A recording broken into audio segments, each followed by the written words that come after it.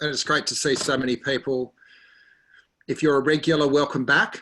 If you're here for the first time, welcome, and we will take you through our little house rules in just a second. But there are a lot of familiar faces now, and it's great to see you all here.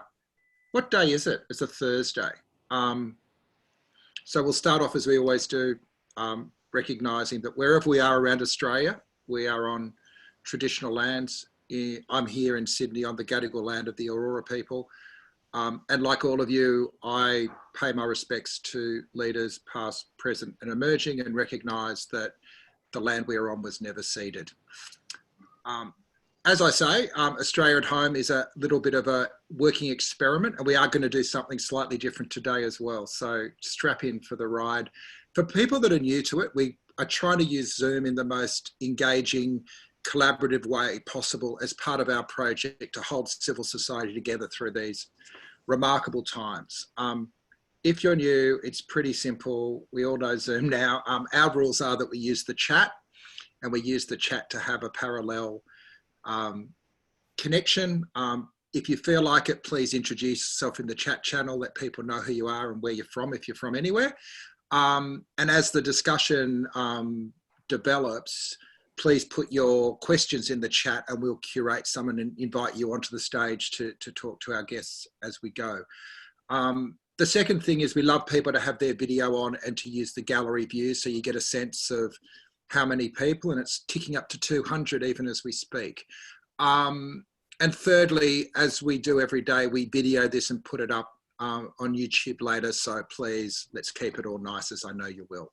So today is different, and today is another way that we can use this platform in a different way. So in the pre-COVID world, wearing my other hat as the director of the Australia Institute Centre for Responsible Technology, I was meant to be in Canberra with a couple of fantastic academics who I'm going to introduce you to in a minute, releasing some really interesting research into political disinformation.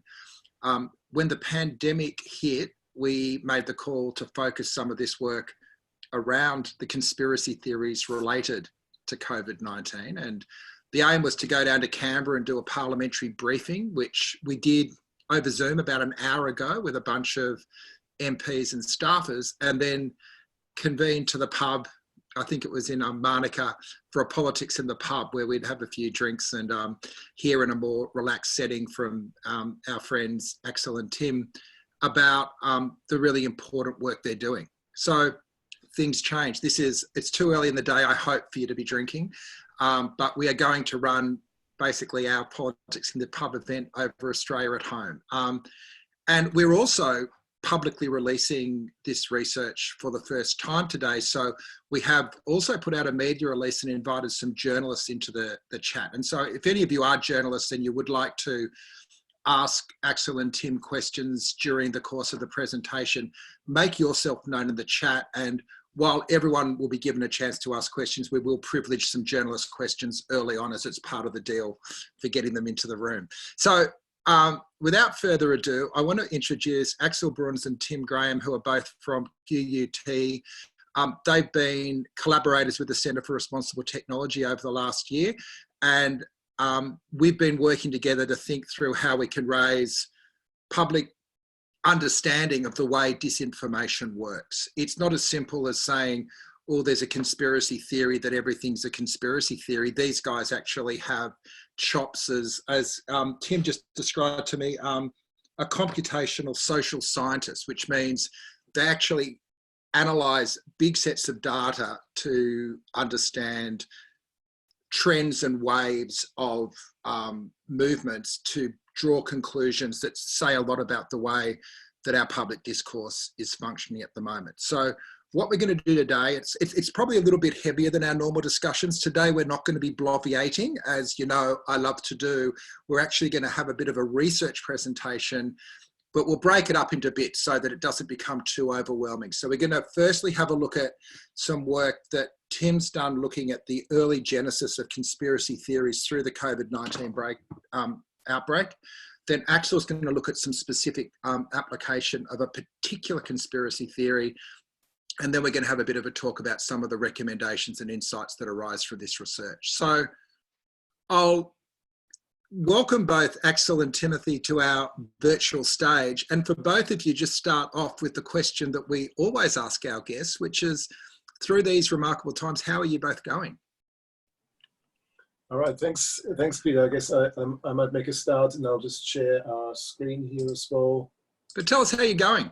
Yeah, going okay. I think it's been a strange time and just a little bit boring, ultimately, I guess, to be stuck at home and not ready to see any of my colleagues and have the usual interchanges that we usually have. But otherwise, okay. I somehow seem to have lost weight in isolation, which is very odd. So that's been the most exciting bit for me. Yeah, I've had no Chinese food for 2 months now. I reckon I've dropped 10 kilos. How about you, Tim? How are you going? I'm good, and I'm wary of the fact that I'm talking to hundreds of people here, but I'm sure many people experience the same thing as me. And my 2-year-old son Francis is absolutely thrilled that I'm home every day. So I'm playing a challenging game of locking myself away to do work, and particularly work of this nature. You know, just a small issue of studying disinformation, coronavirus. Punctuated by spending lots of time with the family. So it's a bit of a it's the most interesting period I've ever had in my career to date. So it's a learning curve for me.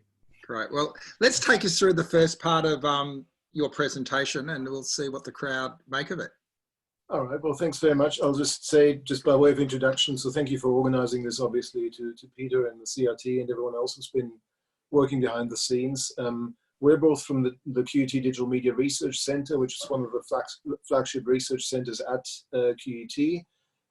Tim is a senior lecturer there and hotshot computational social scientist, as we've heard already. I'm a professor there and a former ASC Future Fellow as well. We will start with Tim's part, looking really at the early origins of some of these conspiracy theories and the early spread, the early promotion of these theories by coordinated means. I'll then go on to talk more about the longer-term dissemination and popularization of some of these theories, and then we'll make some further observations from all this work. But in the interest of time, I'm just going to hand over to Tim very quickly.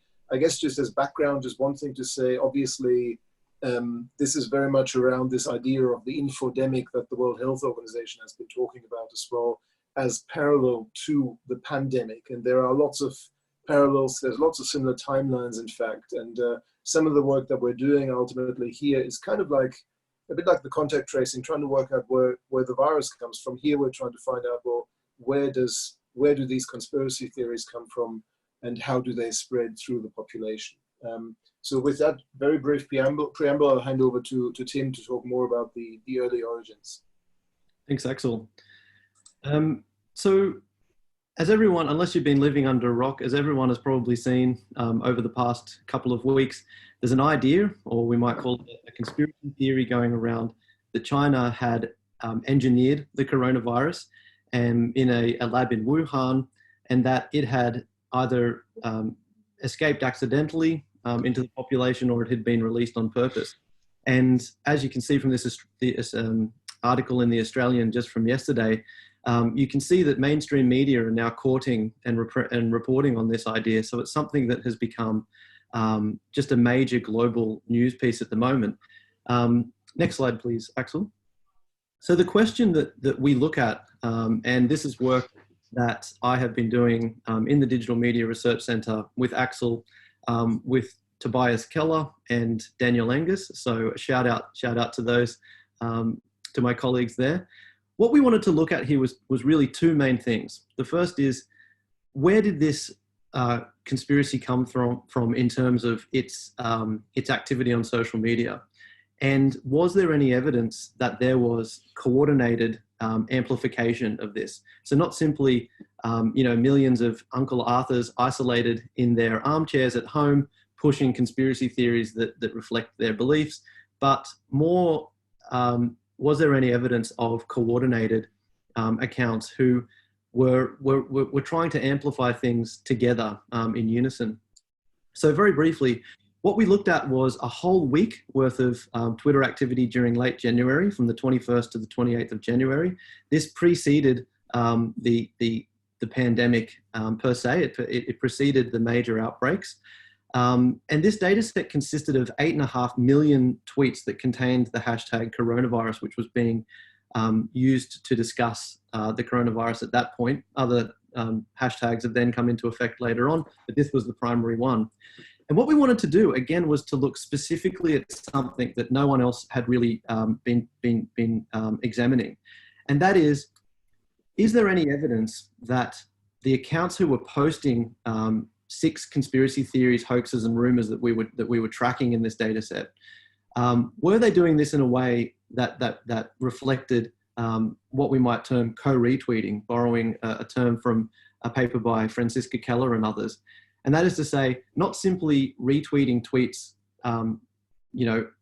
at all, or even loosely retweeting these tweets or individually, but retweeting them consistently within 60 seconds of each other. So this is what we mean by co-retweeting. It's accounts who are behaving suspiciously or inauthentically, or maybe for organic, authentic purposes. Whatever the case might be, they're working together, they're co-retweeting the same content consistently within a very short period of time of each other. And what you can see here in this diagram is the co-retweet network of accounts who were pushing this Chinese bioweapon conspiracy in late January. So again, against the hypothesis that this is a bunch of isolated Uncle Arthurs or whatever you like pushing this individually, we can clearly see that in this network, there are clusters of accounts who are very tightly pushing this together, consistently amplifying retweets in late January. Next slide, please, Axel. So again, and very briefly, in the interest of time, we looked at 6 conspiracy theories, hoaxes, and rumors. We found very little evidence for coordinated retweeting of 4 of these, less than 10, including for a conspiracy that around 5G towers and 5G causing the coronavirus, and Axel will cover this shortly. So we really didn't find much evidence of coordinated activity in late January then, but we did find quite a lot of coordinated retweeting of the conspiracy that Bill Gates was somehow sponsoring the coronavirus and was going to benefit financially from it. And of course, the Chinese coronavirus bioweapon conspiracy that attracted over 11,000 instances of co-retweeting. Next, please. Axel. So what I'm showing here is these are the top 10 clusters of accounts who were co-retweeting this bioweapon conspiracy. And I suppose to summarize the findings here, and we can talk about this later on in the Q&A perhaps, what we did is we went into each of these clusters, we labeled them, and Tobias and I in particular painstakingly analyzed each one, looked at the accounts, looked at what they were tweeting, tried to make sense of who they are according to what they say about themselves and what they write. And what we found is that about half of the main ringleaders who were pushing this conspiracy theory in January, and as we saw were ultimately successful in getting it to go viral, belonged to a kind of group identity around the QAnon conspiracy movement, which has direct ties to a kind of pro-Trump communities. And again, these are self-defined. So the caveat here is that these are accounts that identify as pro-Trump themselves and QAnon, but really the vast majority were these and conservative pro-BJP, pro-Narendra Modi Indian accounts that were pushing this. These were the types of accounts that were responsible for pushing this conspiracy theory. That's the conclusion here. Next slide, please, Axel. So just as an example, on the left here, you can see the Twitter profile of, this is actually the leading in terms of their centrality in this co-retweet network. The leading account at the center of pushing the bioweapon conspiracy. It's a fairly typical QAnon pro-MAGA account on Twitter. These are run-of-the-mill for people studying disinformation and political communication. But more importantly, what we saw was that there was a very key role of opinion leaders, of elected officials, of fringe and then later on mainstream news media as having really the most central role in propagating and eventually leading to this conspiracy theory taking off in the broader population. So here, US Congressman Republican Jim Banks had tweeted about the conspiracy, had promoted it, and then what we saw was that accounts like the one on the left had jumped onto this, had co-retweeted Jim Banks, this one tweet alone, more than 2,000 times, in an effort to piggyback what influencers were saying, what opinion leaders were saying, and trying to get more exposure and get this conspiracy theory out there. Yeah, thanks, Axel. Next slide. So I guess to sum it up, what we find at the moment is a situation that appears rather dire. We have the President of the United States of America courting and at least giving air to this conspiracy theory, the bioweapon conspiracy theory, fanning the flames, if you like, according to this article. And we have to wonder, well, how did we get from January, where there was only thousands, of coordinated attempts to get this happening, through to now, where it's now a mainstream news item, and there are millions of people who believe in this conspiracy theory, more than millions if we believe the surveys that are going out at the moment. And some of the work that we've done, and particularly shout out to Dan Angus here, is we tried to estimate, even back in January, how many eyeballs on screens might have encountered these co-retweets. They may only be 12, 13,000, but how, given the type of accounts that were pushing them, how many were there? And we estimate that would be at least 1.5 million. So the takeaway is that we really do think that this says a lot about how this conspiracy theory in particular went from something that was on the fringe, that wasn't being talked about very much, to something that is on the front page of newspapers and being talked about by elected leaders in countries. I guess I'll close this section for now by pointing out a fairly worrying observation, and that is that in our estimation, these early sort of low-scale disinformation operations, co-retweet amplification operations, were ultimately successful. We're not sure to what extent the activity on Twitter eventually gave way to this, but we certainly can see that whatever happened, now the public is genuinely confused, genuinely divided. They're pointing fingers at China, they're pointing fingers at the CCP and at each other. And as far as we can see, I mean, this is payday for disinformers. This is the best thing that could happen for them and the worst thing that could happen for democracy. And I suppose I know I'm probably over time, so I'll close it there and hand over to you, Axel.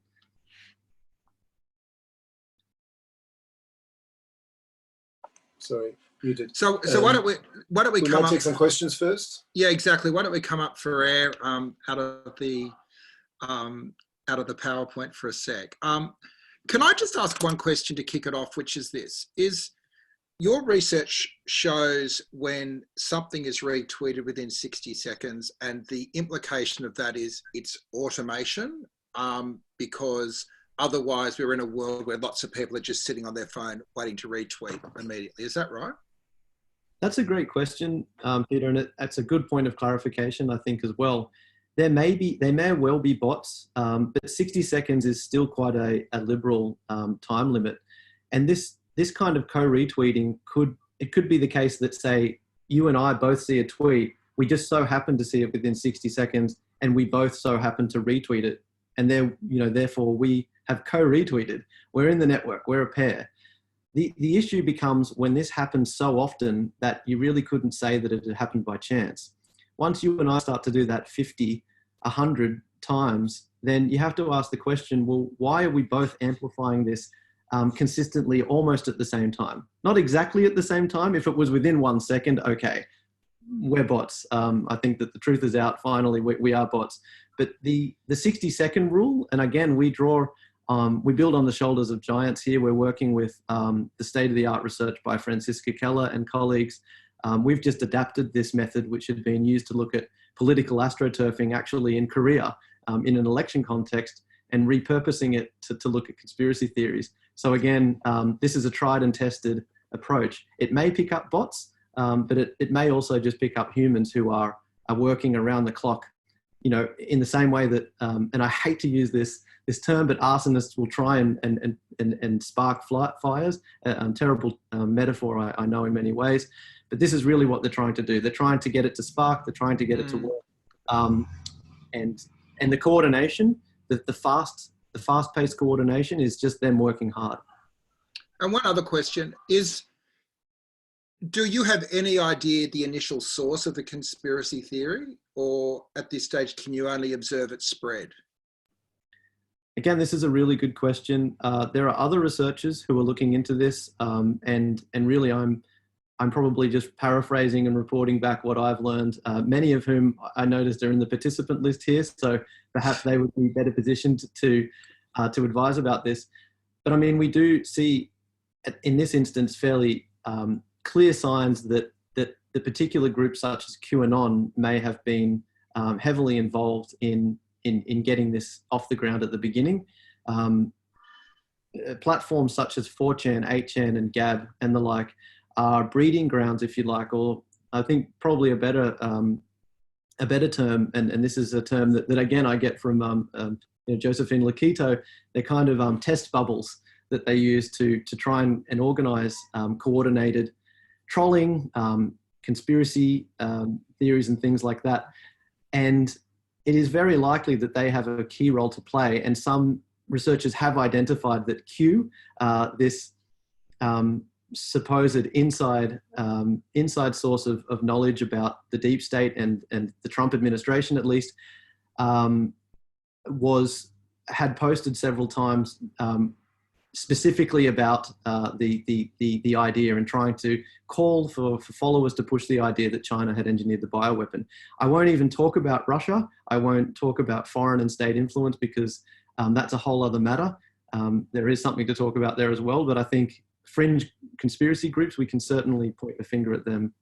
Correct.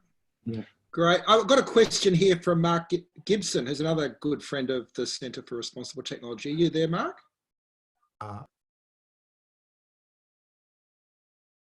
Hi, Mark. I'm trying to... You're there. Oh, yes.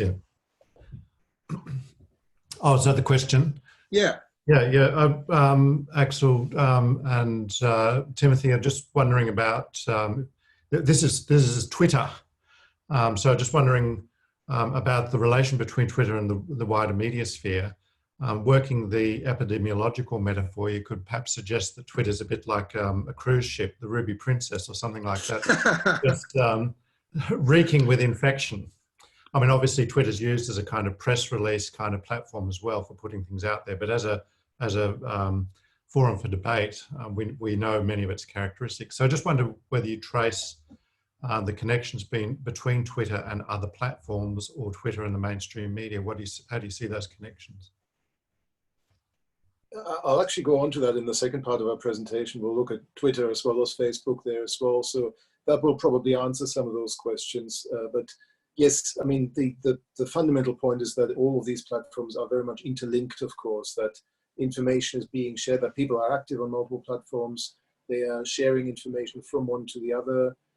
They're also sharing, for instance, YouTube videos on Twitter, on Facebook, on other platforms. So the specific characteristics of the platforms have an influence on how information spreads. Twitter tends to be a very flat and open platform. Facebook is a little bit more group-centric, but ultimately information spreads across all of these, and we kind of need to get to a more holistic perspective of all of them as well. Sorry, I also had a question here from Rivka Sibarani. Are you there, Rivka?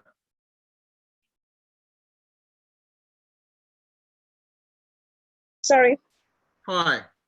Hi, can you hear me? Yes. Yeah. So I have a question. So in your analysis, do you differentiate between disinformation, misinformation, and fake news? Because, yeah, I'm curious about the analysis process. Thanks.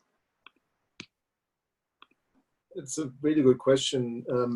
I guess at the moment, these terms are quite fluid still. Fake news is a kind of used as a coverall term that doesn't really help us much because it means so many things to different people. It means the mainstream media to Donald Trump. But misinformation, disinformation, malinformation, another term that's being used, I guess what we're focusing on here at the core is really disinformation, deliberately false messages being pushed in order to confuse and push people in a particular direction. But ultimately, as people are sharing this, they might be sharing it because they genuinely believe it to be true. And at that point, for them, it's actually more misinformation because they think they're doing the right thing, but they're still sharing information that is factually incorrect. So, and this is a much broader kind of pattern as well, that people are simply sharing information because they feel it's correct and others need to know about it, but in doing so, they are misinforming people. So the intent, I guess, tends to be the distinction between disinformation and misinformation. Are you deliberately trying to deceive?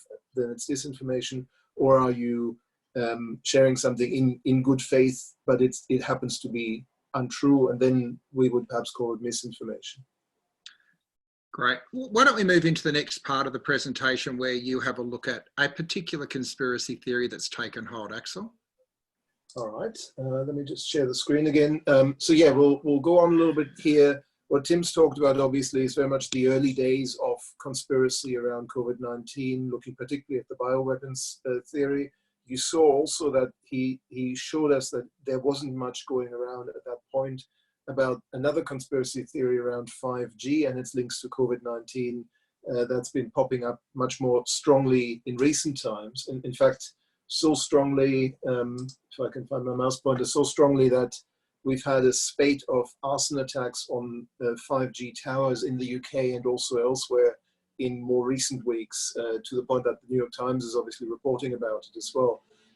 So this is really where these conspiracy theories can ultimately reach, to some very significant offline effects, offline problems that ultimately create some real damage and possibly some personal harm as well. So what I'm going to do here is to actually try and triangulate a little bit between different data sources, between different platforms, different spaces as well. I'll work with news data from the GDELT database. I'll work with tweet data, particularly about the sharing of suspected fake news sites on Twitter. And I'll work with Facebook data from CrowdTangle that looks at major public pages, public groups, and verified profiles here. And what I'm really trying to do is to trace the 5G story from its early origins all the way through to this massive major take-up. A bit of background first. This is just the total volume of news stories and news stories about Corona, particularly since the start of the year. So this is from the GDELT database, which is a global database of news from the mainstream all the way to the fringes. It takes in nearly 500,000 new articles per day. And in orange there, I'm just showing the proportion of that is in some way about Corona, that uses terms like Corona, COVID-19, Wuhan, Hubei, epidemic, pandemic, and so on. And we're now at a point where about a third of the global volume of news stories that this database takes in day by day is about the coronavirus. So this is how central this story is just to our overall news picture in the world. I filtered it here for stories about 5G in the first place at the top of the graph. And you see there's obviously far less coverage of 5G overall, but there is a good flow of 5G related stories with a bit of a spike there at the end of January, when you might remember the UK government was publishing, so it was allowing Huawei into its 5G network, and that was a source of some controversy. And by the way, the humps that you see there, that's just the weekly kind of patterns. Obviously, there's less news content being published during the weekends than there is during the weekdays. And at the bottom of the graph here, I'm showing any stories that mention both 5G and coronavirus in various keywords together. And you see there's far less of that, obviously. There's very little early on. There's a little bit from late January onwards. And then finally, towards the end, we see a very significant tick up when the cell towers burn, and also when some celebrities, including Woody Harrelson, are actually pushing this particular conspiracy theory as well. What I want to take you through here is how this plays out on the two major social media platforms, Twitter and Facebook. For Twitter, we're using a data set that we've developed at QUT, which basically tracks a long list of suspected fake news sites. This is based on other people's research. We've got a list of about 1,400 suspected news sites that suspected fake news sites that we're tracking. So any tweets that link to these sites are in our data set. And I've searched this here for stories that cover, or for tweets that cover both 5G and coronavirus together. And you see again early on, there's not a huge deal happening. We get some early stories from the fringe news site InfoWars that links 5G rollouts in Wuhan and then the coronavirus outbreak, and basically says, well, isn't this strange that these are related, or these happen at the same time? But it doesn't really get taken up. It's not until later in February that we get some more of these kinds of stories. Is there some sort of weaponization of 5G? Is there any link between 5G and coronavirus? Some people are dragging up old articles from natural health websites that talk about 5G health risks and now link them to coronavirus as well. But again, not a huge deal of take up at this point. It spikes a little bit and then dies away again. Even into mid-March, we're not seeing a huge deal yet, and people are sharing these sorts of stories. People are sharing some videos as well, but it dies away again. We also get some sort of side stories there here about Donald Trump apparently signing a new law that enables the rollout of 5G under the cover of coronavirus. So this is kind of a very different relationship between these two stories. But again, it peaks for a bit and then dies away again very quickly after a day or two. Where we start to get some real persistent activity is when we get some more mainstream sites, and particularly tabloids in this case, actually starting to cover this story. So the Daily Express in the UK, the tabloid newspaper, is publishing a story here that kind of collects all of these conspiracy theories together. Here's in fact what that story looks like. Talking about how the new 20-pound note in the UK apparently has the coronavirus symbol and a 5G beacon on there. Of course, it doesn't. There's simply an image, I think, of a light tower on there that looks a little bit like a 5G tower, but this is enough for this article. But what's more significant then is that in that article also, you can see it just kind of here at the bottom, they're actually embedding a full video of the conspiracy theorists talking about the link between, or the suspected or apparent link between 5G and coronavirus. And this to me seems to be a very obvious way in which this theory gets more traction, because now suddenly this is made visible to a much larger community of readers, a much larger audience, and from there can also spread further. And in fact, then we get the towers burning, we get official denials from the UK government, and very helpfully then propaganda outlets like Russia Today and Sputnik are then also reporting about this and giving it essentially further amplification as well, both in English and in other languages, by the way, too. And finally, we get some major spikes when, again, Woody Harrelson and other celebrities are coming in to endorse this and basically to publish their own videos or their own articles saying, hey, you know, there seems to be a relationship between these things. And that's really when it hits the big time, when it really becomes very visible to a much larger audience. And in fact, also, of course, the arson starts in the UK, and then in the second spike also in the Netherlands, apparently, where, again, cell phone towers are being set alight. So this is the story on Twitter. Nothing much, or very much at the fringes for a very long time. And then finally we get to see some amplification. So I'm just going to have a quick sip. Now I want to show you something similar here for Facebook as well. This is based on data from CrowdTangle, which is the Facebook, the main data source for Facebook activity, which tracks public pages, public groups, and verified profiles. So not anything in personal private profiles, but in larger public spaces within Facebook. And again, the story there is similar in some ways. We see nothing much for quite a long time.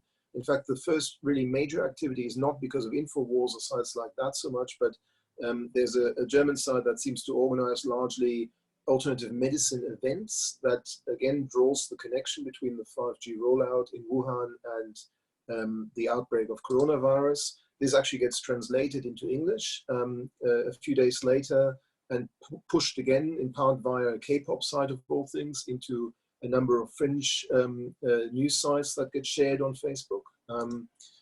We see some meme images starting to be passed around in Spanish here about coronavirus, in this case actually linking the two stories that we're talking about, corona as a US bioweapon that's designed to stop the 5G rollout somewhere. It doesn't need to make sense. That's just what they're sharing. And possibly actually, we need to look more closely into this still. There seems to be some coordinated activity, particularly targeting some Eastern European countries that link COVID and 5G with stories being posted in Romanian, in Italian, Croatian, Czech, later on in French as well. So there seems to be quite a bit of activity going on there, targeting some of the eastern fringe of the EU, which may or may not point obviously to some coordinated activity, perhaps coming from Russia. This seems to be a typical sort of activity for Russian actors that's been observed in the past in other contexts. Now, again, there's a few more videos they're starting to share, and I do want to say actually some of the takedowns that Facebook has started to do with this sort of content do seem to have some effect, because that video that was shared there kind of goes away again. At least there's a fake news notice now on it, and that seems to have suppressed the sharing to some extent. We're seeing some unrelated stories pop up from time to time as well about 5G robots spraying disinfectant in China and so on. But again, more viral content also now targeting Africa, and more conspiracy videos also from YouTube being shared on Facebook. And again, I do want to acknowledge that YouTube has actually taken down some of these as well. So some of the platforms are acting, possibly not enough yet, but there is some activity from platforms trying to take down some of that content as well. And then as we go on, in fact, there's sort of a counter push as well. There seems to be Chinese or Chinese aligned media pushing pro 5G stories not really linking to coronavirus, but really talking about the importance of 5G and the benefits of 5G in Chinese, but also in some other Southeast Asian languages, Vietnamese, Cambodian, Thai as well. And that also generates some activity here. It might also, of course, point people further to the conspiracy story by just raising attention towards 5G.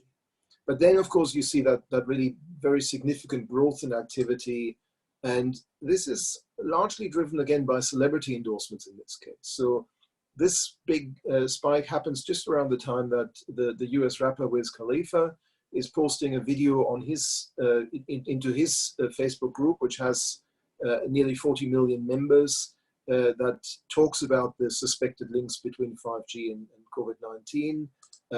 We're seeing a Nigerian pastor's video that goes viral as well, particularly in Nigeria and Southern Africa.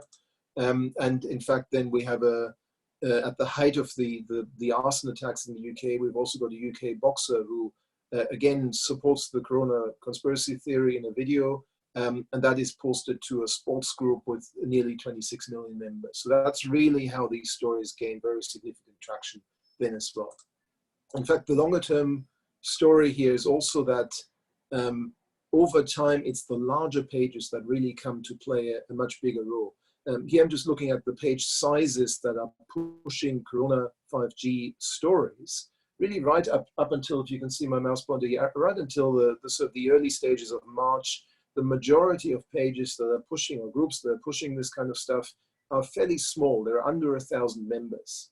And then the larger groups are starting to join in. And by the middle of April, 50% of the pages that are pushing coronavirus 5G stories have 10,000 members or more. So we're really seeing a scaling up of the audience, a very significant scaling up of the audience here. And that makes a very significant difference, obviously, to the number of people ultimately who might potentially see these stories, who might be exposed to the conspiracy theory, and might then also share it on, of course, via their personal profiles, which is not something that we can observe directly in our data. I will leave it there, I think, for the moment, and again ask for questions before we get to some sort of preliminary, I guess, observations and conclusions. Yeah, great. Thanks, Axel. And there's been a great sort of activity in the chat, really looking at how everything's connected. So, you know, I think I'm one that goes and blames social media and immediately, but we can see how Twitter and Facebook and celebrity and traditional media all play a part in driving this culture of disinformation. Yeah, it's the amplification of the content, basically. I mean, it's one thing to post this from a conspiracy account that's got a few hundred followers, but once you get some major celebrities with millions literally of followers on Twitter or Facebook actually talking about this, even just dismissively talking about it, obviously it reaches a much larger audience. Yes. So we've got a question from Kylie Bruns. Are you on unmute, Kylie? I am indeed. Hello, Axel. Hello, Hello. Tim. Hello, Peter. My question's about Australia and I guess the influence of disinformation in national context. So you've sort of touched on it a little bit, but can you say something specific about Australia compared to the rest of the world? How do the disinformation efforts play out in national context? So say, for example, does the mainstream media here, in inverted commas mainstream, pick up some of this earlier than say in the US, or, you know, is it granular enough, some of your research to look at that? I mean, Axel, you know, I'm interested in sort of, I guess, the meaning of this research for policy as well. So it's around, you know, what levers we have in Australia to sort of deal with some of this. Yeah. Of course, and we still have to break down our data somewhat more into these specific national contexts. I mean, one thing to say is obviously that very clearly there is a very significant national overlap via social media as well. There are plenty of people who are very well connected internationally and are therefore getting this information from sources outside of Australia. I guess I would say that some of these theories, I guess, do target specific national communities. There's very clearly some language versions as well that target particular languages. In Australia, I guess we're seeing some amplification, certainly by some celebrities as well, by some media outlets as well. I mean, again, we showed you the article from the Australian talking about the Chinese bioweapons theory, and that was republishing an article from the Wall Street Journal. So we do have some very significant Australian media outlets that are covering this. We've got some Australian tabloids as well, I think, tabloid-style media outlets that are covering some of these stories. So there is a similar sort of process in place here, but it seems to me, I mean, the evidence from the UK is that certainly the UK tabloids particularly seem to have been pushing some of these stories quite hard, and that is a very significant attack vector that maybe hasn't quite happened in the same way here. But I really have to look much more closely still through the various media content here to see how much different Australian media outlets have actually picked up on this. Tim, do you want to add anything there? I mean, it's a really great question, Carly. I think the only reflection that I would make would be looking back at the arson emergency context. And when we looked kind of historically at the genealogy of this, of this conspiracy theory, let's call it, of arson being the sole cause of the bushfires, let's be clear. In fact, it was mainstream media, it was newspapers like the Sydney Morning Herald that really were reporting on what they believed at the time, as we understand it, and we being, you know, Tobias Keller, Axel, Daniel Angus, who we're working with, who I'm working with on this. Mainstream media played a large role in setting the agenda, if you like, and for putting it out in the into mainstream public. This idea that arson and specific statistics, you know, so the statistic was in the Sydney Morning Herald article, and I think it was late November, that 87% of bushfires were caused by arson, and they were quoting an environmental scientist, I can't recall his name, who later retracted that statement. So I feel as though perhaps that case study has something to tell us about who and what we should be focusing on in trying to get to the bottom of how this stuff goes from a fringe thing to a mainstream thing, and a very divisive and damaging, literally, with 5G towers being burned down, with people fighting each other, panicking over toilet rolls and things like that, problem in society. So, I mean, I just really am drawing on what Axel had mentioned before to look at the role of mainstream media and celebrities in all of this. Before we move on to the last conclusions, I might also call up Jordan Gall, who's been a collaborator with the Centre for Responsible Technology in thinking through some of this. What are your reflections on this discussion, Jordan? Yeah, sure. Hi, Peter.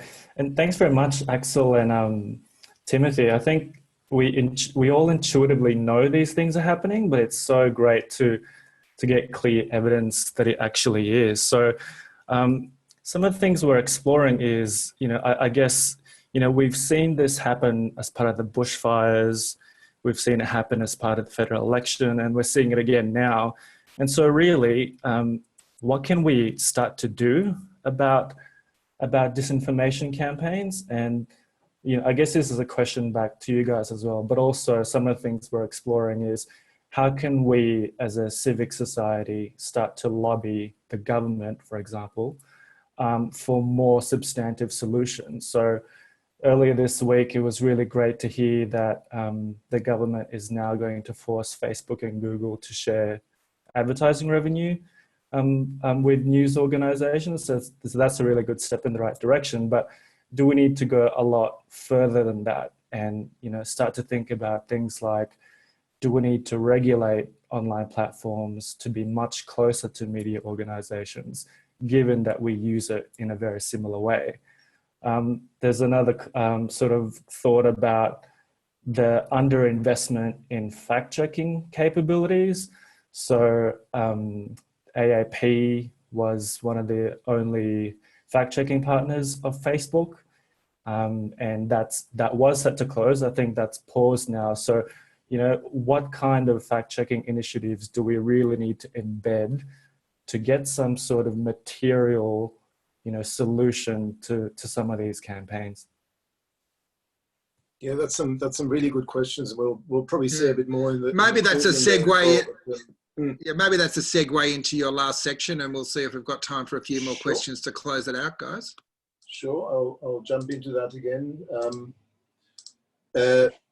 But yeah, I think those are all very important and very, very significant questions. I mean, just to go through this and maybe say a bit more about these as we go. I mean, very obviously, yes, there's an infodemic, and yes, it's very much paralleling the pandemic that we're seeing with the actual virus itself. I think what we've been seeing very strongly in the research in these two case studies, but also more broadly, is a process here from some of the early seeding of some of these stories by self-interested groups and by some coordinated activity, all the way through to some really widespread mainstream take-up via tabloids, via celebrities, via politicians endorsing as well. And then ultimately, of course, mainstream media are kind of forced to report some of this as well once the towers go up or once Donald Trump entertains the bioweapon conspiracy. So we're seeing a very typical kind of transition from the very fringes to the mainstream in that interconnection between what happens on social media, what happens with these sort of transitional media like tabloids and transitional entities like celebrities, sports people, and so on, all the way through to the mainstream. And that's not even talking about some of the state propaganda outlets like Russia Today and so on, that are then also having a field day, obviously trying to inflame the situation further. In terms of what can be done about this, I'm sympathetic to some of the thoughts about, I guess, policing social media more or regulating social media more. More can be done. We do see them do takedowns, of course, and add content warnings and so on to their content. At the same time, though, as well, there's still plenty of stuff circulating that hasn't got these warnings. And of course, the more you're putting these warnings out, the more people will also try and circumnavigate them by re-uploading the same content. Or of course, and this also goes for fact checks, the more you're fact checking, the more you're critiquing this kind of content with official notices, the more, in fact, some of the conspiracy theorists feel validated by that, because essentially it kind of from their worldview, from their perspective, it kind of makes them think like, hey, we must be onto something here. The state doesn't want us to share this. So clearly it is a conspiracy because the government or the platform or someone else is taking us down, is locking us down, is disallowing us from sharing this content. So it can actually backfire significantly as well. There's also plenty of stories already plenty of research already that shows that fact checks actually reach a very different audience from the initial conspiracy theories. So the fact checks are important, but they're more important to inoculate, can use a viral metaphor, I guess, to inoculate the broader population against the information that circulates in the fringes. It's not really going to address what's happening in the fringes themselves. Some of the policing of platforms, or particularly of users, also can just mean that the users are being pushed more underground and to other fringe platforms, from where they then, as Tim's already said, are kind of staging the injection of new conspiracy theories into mainstream discussion. So there are limits to how much regulation can actually do in this kind of context, I think.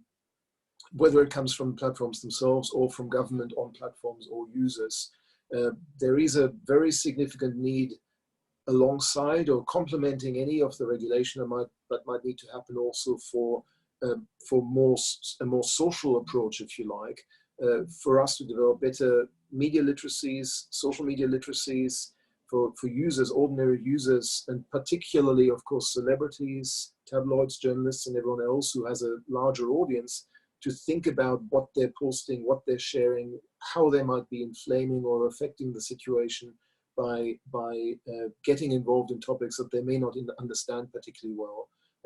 That, I think, is a really significant amplifying point that needs to be addressed, but it's also one that's very difficult to address, of course, because you have these celebrities and politicians and others with very large audiences, and getting them to not share something or not talk about something that they have no idea about, that may be very difficult to do. But that's actually, I think, a really important point where the further transmission, the further dissemination of this sort of content can be stopped. It is, I mean, in some ways, again, to use the metaphors from the actual pandemic itself, these are the super spreaders. These are the people who are really making something go viral. When Woody Harrelson endorses it, when Wiz Khalifa endorses it, when sports celebrities endorse it, they're the super spreaders for this kind of stuff, and it suddenly reaches a much more mainstream audience, and that is a very significant problem, of course. And of course, the tabloids particularly have a really important role to play in this, because they're often the ones who are amplifying the super spreaders as well, amplifying the celebrities in particular. So that's kind of our overall views. You see a bit more on the screen there. You can read this, you probably have read it by now. But these are really some of the key takeaways, I guess, from our perspective. And I do just want to say, just very briefly in closing, we do need to acknowledge our supporters, our funders, and our data sources as well. So shout out again to the Center for Responsible Technology in particular for putting all of this together, to the ARC for funding some of the research that we've done on this, and to CrowdTangle as well as the source of the Facebook data. Great. So if we unshare the screen, we've probably got time for a couple of final questions. There was to torture, and the metaphor of the virus has been copping an absolute caning in the chat, I might say. But there was a great question from Julia about flattening the disinformation curve. Do you want to either have a question or a comment there, Julia? Kia ora koutou. I'm Giulio from the University of Canterbury in New Zealand. Thank you for this event. It's great. The question I had is that I hear a lot, and we are trying to work on that as well here in New Zealand, about this idea of information inoculation. I also read the idea of information distancing, which is very nice. I can't give proper attribution, but I read it in the chat. What I was asking is there any proven communication strategy that does encourage slow thinking and information distancing in a timing of emergency like this? I've read some suggestions at times of these sorts of crises where there's an idea that the platforms could build in a delay of some form, that you might click the retweet button on Twitter or the share button on Facebook, but it doesn't actually happen until a few minutes later when you've had some time to think about it. I mean, there are some of these sorts of design ideas that could be tried, but it's also, I'm also careful not to think about simply technological solutions. I think a lot of it is also about really embedding this idea in the users themselves, that they should, think twice before they share on, and that's much more of a learning curve that we need to find a number of different ways, I think, to really get people to act responsibly in that way. Yeah, in the way that we're doing social distancing in some ways, that we're doing that sort of information distancing as well. It works as a metaphor, totally. Last question of the day from Astrid, who's been leading a whole discussion in the chat there. Hi, Astrid. Hi there. Oh, hi. Which question? The one about whether... Oh, I don't know any of them. There was a good one there at some point. I was wondering about whether people who are uninterested in news are more vulnerable to this sort of information. And I forget the first one that I asked. No, that was the one I liked. So, yeah. Yeah. And it just seems to me that it if you're uninterested in the news, then you're not interested in detail and long form reporting or any of that sort of stuff. So how do you counter that? Yeah. Tim, do you want to? It's almost a rhetorical question, but yeah, Tim, have a crack. I mean, only briefly. I guess I'll only respond by saying that disinformation essentially preys on the psychological and emotional foibles of human beings. So I guess the notion that we should learn about the world through factual, scientifically authorized expertise is only one half of the coin when it comes to knowing about the world, and experiential knowledge, the knowledge that is derived through experience is very valid in many contexts. And often people find it difficult to be able to navigate between, I'm characterizing epistemology here, but between these two poles. And so when they see a piece of information that makes them feel angry, or it elicits a very pleasant response, or it's just hilarious, there is a kind of cognitive exploitation that occurs. This is well known. I mean, if you study journalism, I'm sure or are a journalist, you're very aware of these processes. But disinformation thrives on these. It magnifies them. It produces the very kinds of people who are susceptible to it. And so, I guess it's a bit of partly people who may not be looking to mainstream media and scientific expertise to learn about what's happening during crisis events, but also that they kind of become that way a little bit more by through their use and their practice of using social media. So very complex, a little rhetoric. I'm not sure if that answers your question. But as the sorry, Axel, go on. I'd probably just add to that too. I mean, we also, of course, we're seeing the opposite in a sense of what we've been observing here as well, with positive memes, positive kind of really widely shared content. So in much the same way as that you get some Woody Harrelson type person sharing this nonsense, there's also many celebrities and others who've been getting very involved in telling people to social distance. And, the video of Jürgen Klopp saying, "Don't shake hands with me, you idiots," that's been going viral as well. So you get any of these sorts of people also actually who can play a really positive role by telling their fans, their followers, their whatevers, do the right thing, do this for everyone, do it for your gran and whoever. So part of this again might also be to really enroll some of these celebrities or others who have a big platform in pushing the right messages and doing it in a way that actually is appropriate to their followers. So not just sharing the official government information, but actually doing it in a way that is fun. If you're a fan of Lady Gaga, you're going to get this. and you're going to do what she tells you to do. So that's the sort of thing to do, I think, here too. One final thought, it strikes me that we've almost got a hierarchy of complexity where disinformation can thrive. So you've got peer-reviewed academic journals, you've got considered news articles, you've got tabloid media, you've got memes, you've got tweets. And the more simplistic it becomes, the easier it is to embed things that don't bear scrutiny. So what's really exciting is that both Axel and Tim are building a methodology to look at the way that disinformation works. So it's not just about feels or another conspiracy theory. This is real. And part of what we'll be doing over the coming weeks and months is continuing to work with these guys to build their model, which is a huge contribution, not just to the way that we look at politics in Australia, but globally as well. So thank you both for your time today. I do feel you've actually increased the complexity of the discussions we have every day as well. And that's no doubt a good thing for all those that are participating. Before we go, a quick thanks to our sponsors, the Centre for Australian Progress, the Community Council of Australia, Guardian Australia and Principal Co, as well as my company, Essential Media. Tomorrow we're looking at international development issues. Next week we've got a great program coming together. I think we're talking about gambling on Monday, Political Geek Fest with me and Catherine Murphy on Tuesday. We've got Dan Pfeiffer from Pod Bless America on Wednesday, talking about the craziness that is Trump's America at the moment. So please keep coming back. Once you've come to one of these events, if it's the first one, you're hooked, because we'll start emailing you until you tell us to stop emailing you. So hopefully the audience keeps growing, but it's been great to see you all today. And as we say every day, until next time, stay home, stay safe, and let's all stay connected. So thanks a lot, everybody. Have a great rest of the day.